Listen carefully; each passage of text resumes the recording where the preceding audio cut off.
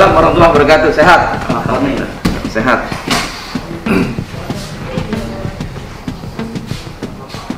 Sudah komunikasi sama itu si Mas Habib? Mas Habib itu sejak awal, malah sejak kok ternyata viral.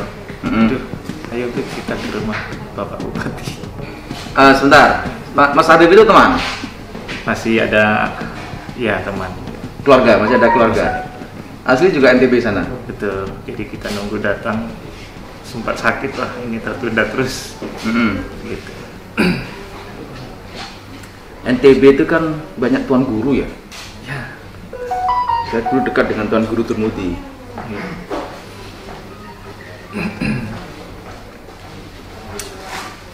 Kenapa kok sampai begitu itu kenapa?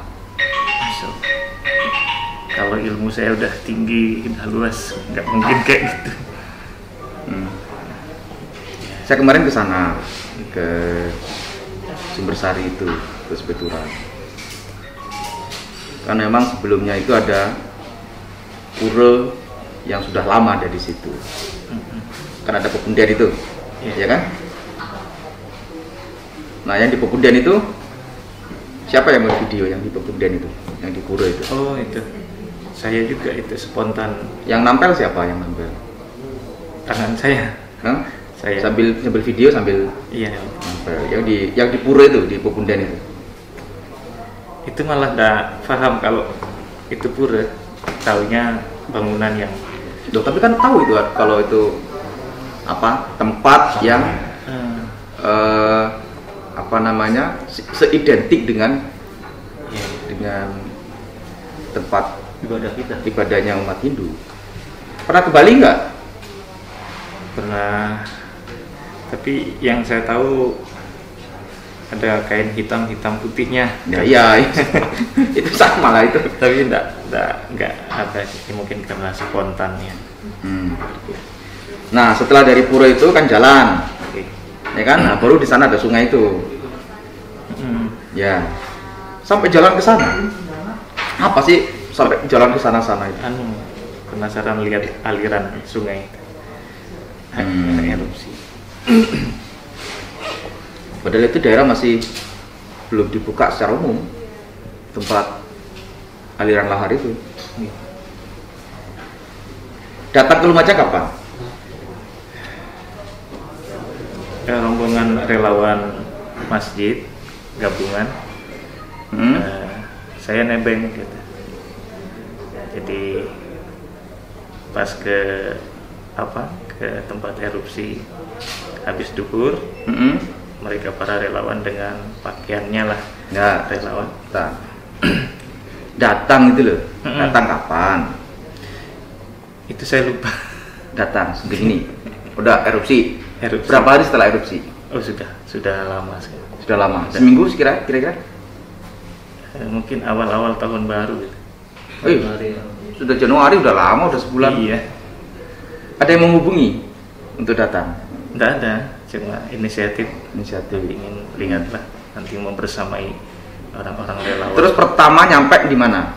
Di musola, masjid itu kecil, di pinggir jalan, kiri jalan. Nah, terus itu apa di situ? Kelompoknya apa di situ, di masjid itu? Kumpulan relawan yang dari Jogja. Ya, apa namanya apa? Seingatnya tim bersih masjid apa itu.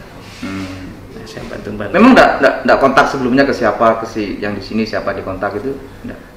Kalau kontak enggak ada, kan sering apa itu namanya.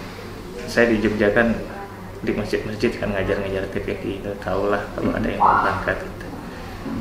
Nah, terus pada mau, iya saya tak ikut gitu. Jadi baju seadanya, bukan baju relawan. Ya. Nggak kepikiran bahwa itu yang dilakukan itu akan jadi masalah, itu nggak kepikiran? Insyaallah. Itulah saya malah baru tahunya setelah kok diangkat di media gitu. Fakultas apa sih waktu di UIN? Bahasa Arab. Pendidikan, tarbiyah? Iya. Bukan ada, bukan? Bukan. Ada tarbiyah ya? Tarbiyah. Dulu di pesantren. Di pesantren juga. Pesantren mana? Di Solo, di Al Mukmin. Oh, di Ngruki. Di Ngruki. Di pesantren Ngruki Solo. Ya. Al Mukmin. Nggak diajarkan tentang misalnya ada keyakinan lain, ada belum sampai di sana mungkin ya saya mendalami, atau mungkin kekurangan saya juga dalam banyak memahami. nggak sudah jadi Anak SMP pun diajari untuk menghargai agama lain. iyalah itu Sekolah itu kan diajari pelajaran sekolah. sampai sekolah tarbiyah. Di SMP itu diajari SMP. umat beragama. SD sudah diajari Pancasila. Karena ada gini Tunggal Ika. tempat ibadah, kalau umat Islam masjid, nah gitu kan, Oke. ada musola. Kalau Buddha wihara, kalau Hindu pura, kan gitu. Kalau Nasrani gereja, kan ada begitu. Kan misalnya ada gambarnya, simbolnya gitu. SD negeri ya. Mau Biasa. SD Islam, SD negeri semuanya ada. Sama. Anak saya SD Islam, TK Islam. Pelajarannya SMP sama. Islam, semua anak saya. Nggak ada yang ngajari Iya. yang tidak menghargai agama lain. Lakum dinukum waliyadin. Ya, ada itu. Udah gini, Oke. ini nanti akan ada pembahasan bersama saya, Pak Kapolres, Pak Dandim. Dia akan memanggil Mas Advana untuk semua tokoh-tokoh yang ada di sini, kita kumpulin, nanti menyampaikan klarifikasi, sekaligus menyampaikan apa kemarin yang disampaikan soal motifnya di sini, datang bagaimana, gitu ya. Oke. Ya, saya baru saja bersama Pak Kapolres dan Pak Dandim menemui Hadvana yang saat ini sudah ditetapkan sebagai tersangka ya. Untuk perilaku yang mengganggu intoleransi kerukunan beragama yang ada di Kabupaten Lumajang. Tadi sudah saya tanyakan, saya klarifikasikan terkait dengan perilakunya, dan betul diakui itu perilakunya, termasuk juga yang menampel sesajen yang ada di Pepunden di Desa Sumbersari, Kecamatan Pronojiwo. Jadi di Dusun Sumbersari itu memang ada pura yang sudah lama ada di situ, karena dulu juga sebagian besar di Desa Supeturang, Dusun Sumbersari itu ada beberapa yang beragama Hindu. Nah, termasuk sampai saat ini itu masih ada. Kemarin saya juga lihat lokasi pura dan pepunden itu. Pepundennya masih utuh. Jadi bangunan atau tugu pepundennya masih utuh. Dia mengakui itu. Kemudian yang kedua soal tendangan sesajen yang ada di tepian lahar aliran Semeru, yang waktu itu sebenarnya itu bukan tempat umum untuk dikunjungi. Tadi saya juga tanya terkait dengan latar belakangnya, apakah dulu di pesantren? Ya betul, dia di pesantren. Saya tanya pesantrennya mana? Adalah pesantren Ngruki Solo. Saya tanya juga waktu kuliah di Jogja, kuliahnya di UIN Sunan Kalijaga, jurusan Pendidikan Bahasa Arab, Fakultas Tarbiyah. Saya tadi juga menyampaikan soal pengetahuan keindonesiaan atau pengetahuan tentang kewarganegaraan lah ya, atau kalau dulu kita sekolah itu ada PMP, Pendidikan Moral Pancasila, atau PPKN yang sekarang.